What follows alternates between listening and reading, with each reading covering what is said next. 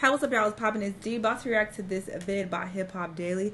This is the story of BTB Savage. I saw this on Twitter and I was appalled. The pictures are crazy. This man was standing in like blood or something. He like shot one of his ops or something at his house somehow, and he was like taking pictures, like bragging that he killed them. And the scene was just super gruesome. That's all I know. Okay, I don't know the details surrounding it. I don't even know who this is. I don't know if he's a rapper or a trapper or what's going on, but sure, he gonna give us the missing parts, because what the hell. Oh, he died, by the way. That's the conclusion. He was like putting up pictures of the crime scene, and then he died, like I think the same day or something. Anyway, let's watch. Because I'm sure I just told that story terribly. Named BTB Savage. Oh, wait, he said rapper? A rapper from San Antonio, Texas, named BTB Savage killed someone and dissed him on social media. Then, just hours after the post, he was shot and killed in revenge. But why would you expose that you killed him? I'm confused. You were incriminating yourself. I don't understand. Headlines last week were telling DJ Vlad how the shooting went down, and now he's in the spotlight after tragically losing his own life. So today, we're breaking down exactly what happened in this wild story.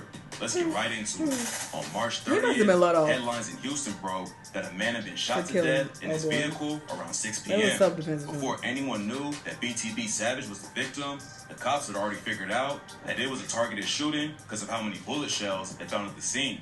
According to reports, Savage was in his white Mercedes in a good part of town called River Oaks, and the whip was filled with bullet holes.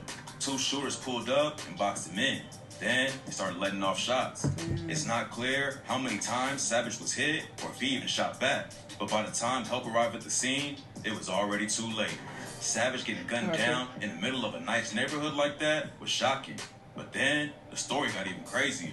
Come to find out, a few hours before he was murdered, BTB Savage posted a couple of selfies on Twitter standing in a pool of dry blood. And just a warning, the images are pretty graphic. Savage was trolling a dude who was killed in his apartment a couple of months ago. Last week, he went on Vlad TV to air out how everything happened. According to Savage, a local rapper had been trying to get a feature from him for a while. They didn't really know each other, but they'd run into each other at shows and around town sometimes. One night, a couple months ago, the dude got in touch with Savage, and he finally agreed to do a feature. And later that night, the other rapper pulled up to his apartment with a car full of dudes. The rapper came into Savage's apartment with a 34-year-old named Omar Richardson. Savage said he felt kind of weird because both of them was looking around the spot when they walked in. But then Richardson flashed some bread, and Savage thought it was all good. The dudes came in with a box full of studio equipment so they could set up and record. But then, the other rapper said he was missing a few things, and Omar told him to go back to the whip and grab what he needed. Savage thought something was off, so he locked the door when the rapper went outside. And that's when everything went left. Omar started asking Savage about his jewelry and who he got his pieces from. And when Savage reached down to show his chain, Omar upped his strap and told Savage to hand everything over. At first, Savage told him he wasn't giving it up. But after Omar said, I have so many questions. First, why are you doing this business at your home? Why not at a studio? Why would you invite some niggas over who you don't even know like that to a place where you lay your head? Second, he said this happened a couple months ago, but you got killed last week because you took pictures and put them up last week. Why? He shoot him and his girl too. Savage started taking the chains off. When Omar first pulled out the gun, Savage was too far away to make a move. But when Omar reached to grab Savage's chain, he saw an opportunity and moved quick. Savage wrapped Omar up in his arms and fell to the ground, and they started wrestling. Omar's gun fell out of his hand, and Savage had his arms wrapped up. And that's when Savage yelled for his girl to come shoot him. She came in and popped him in the back twice, but that ain't slowing him down. Omar managed to get his hand on one of his guns and let 3 shots off at Savage's girl. But luckily, every shot missed, and Savage got him back under control. He told Omar his son was in there, and he just needed to leave.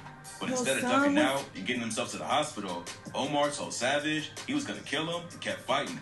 Omar yelled at his homies to shoot through the door, and they let off 2 shots and missed everyone.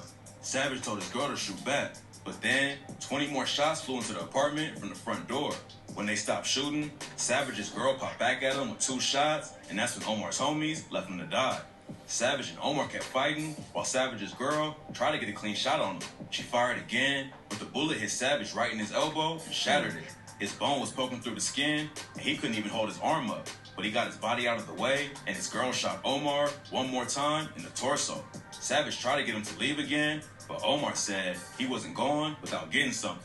He was crawling on the floor with a gun in his hand right next to Savage's son's room, and that's when Savage jumped on him. He put his finger over Omar's and let off all the rounds left in the magazine.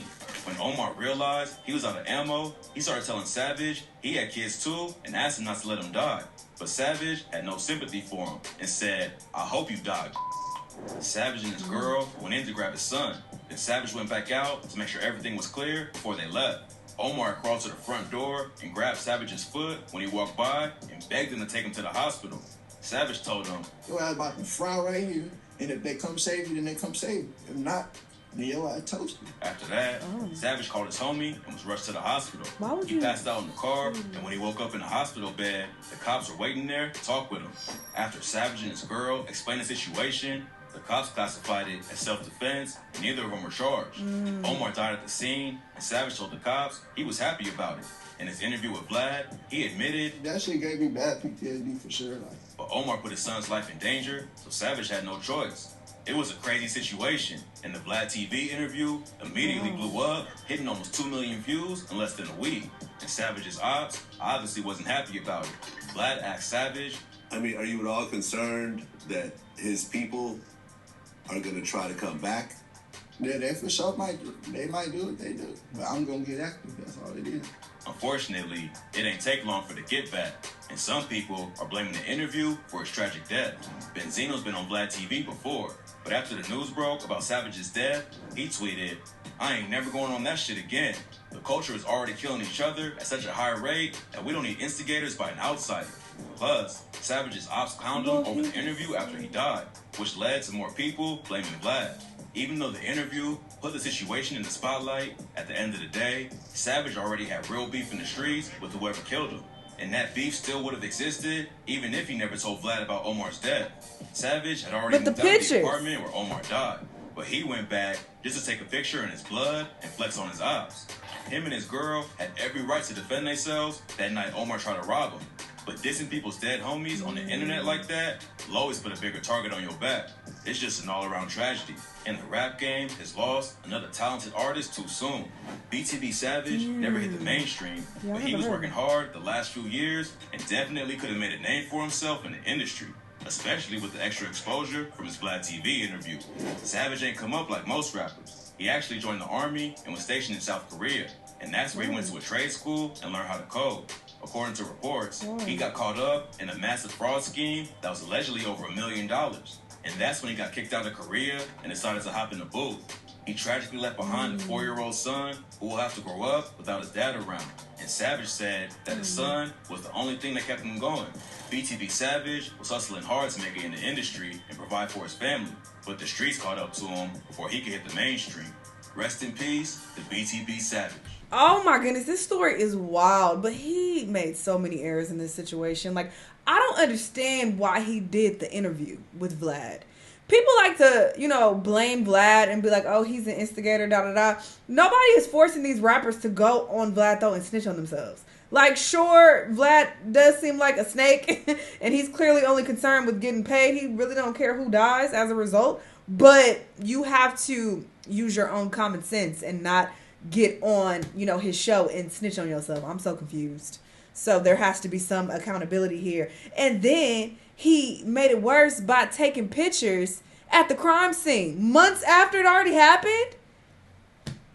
Months after, and I was reading the comments on that picture because I was like, what the fuck is this? And this is how I got the details that I gave you at the beginning of the video, only looking at the Twitter comments. And people were saying that that he died that same day. Like, he put up those pictures on Twitter to, flex on, killing the dude or whatever. And then he died like that same day. That same day, or maybe the next day or something like that. But it was really soon after. So it seemed like that's what really pissed them off. So it's like, why would you do that? If you got a second chance at life. You killed him and you got off for self-defense. Why would you then do this interview to pretty much brag about it and then post the picture on Twitter showing the crime scene? Like you flexing like, yeah, I killed him. I don't understand why you would do that. That's very, very confusing to me. But RIP to him. It's a very sad situation, but yeah, you just have to make better decisions in life. This is not it. Y'all let me know what y'all think though. Let me know what other videos you've been watching. I'll see y'all in the next one. Bye.